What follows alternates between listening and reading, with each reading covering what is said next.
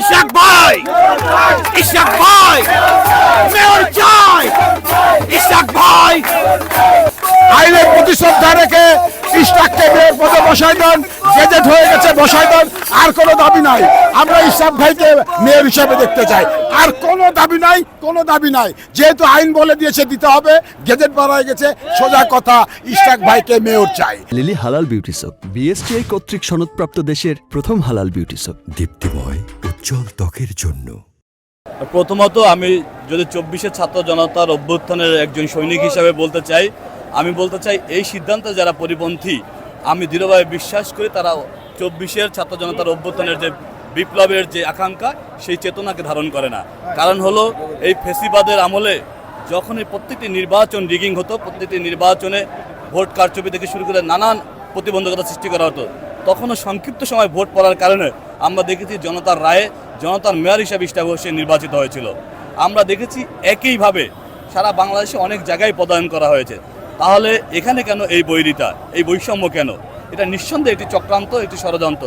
আমি এখান থেকে আহ্বান জানাবো, আজকে আপনারা এই উত্তাল শাহবাগের এই স্পটটি দেখে যান, যেভাবে ছাত্র জনতা যেভাবে উত্তাল আন্দোলনের ডাক দিয়েছে।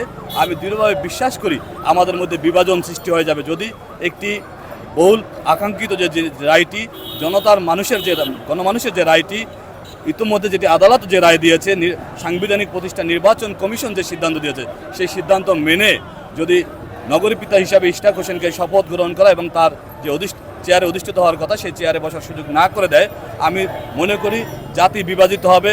জাতির সবচেয়ে বড় অংশ, বৃহৎ অংশ আজকে রাজপথে নেমে আসবে। কারণ আপনি নিশ্চয়ই লক্ষ্য করেছেন, এখানে এই নগরের ঢাকা সিটি কর্পোরেশন দক্ষিণের বসবাসকারী সাধারণ জনতার কিন্তু এই আন্দোলন। রাজনৈতিক নেতৃবৃন্দ আমরা শেষে এসে কিন্তু এটা সহমত জানাচ্ছি। আমি এই মাত্রই আসলাম, এসে দেখলাম যে এই পুরো নগরীর এই জায়গাটি পুরোটা আজকে জনবহুল হয়ে গিয়েছে।